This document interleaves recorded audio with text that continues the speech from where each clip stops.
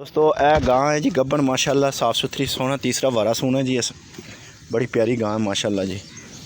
थोड़ी जी जिस्म की कमज़ोर हैगी है लेकिन भाईजान माशाल्लाह बेहतरीन है।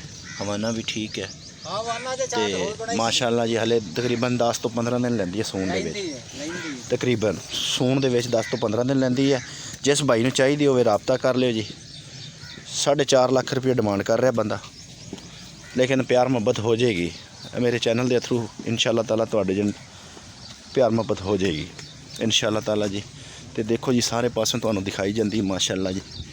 तो जोड़े भाई दोस्त नवे न उन्होंने गुजारिश है कि मेरे चैनल सबसक्राइब लाजमी करन ते लाइक लाजमी करन ते कमेंट दे विच अपनी राय का इजहार लाजमी करन।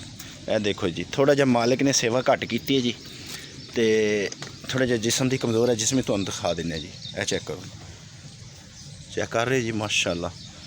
यह देखो जी खूबसूरती तो है माशाल्लाह लेकिन थोड़ी कमज़ोर है नस्ली बड़ी है जी।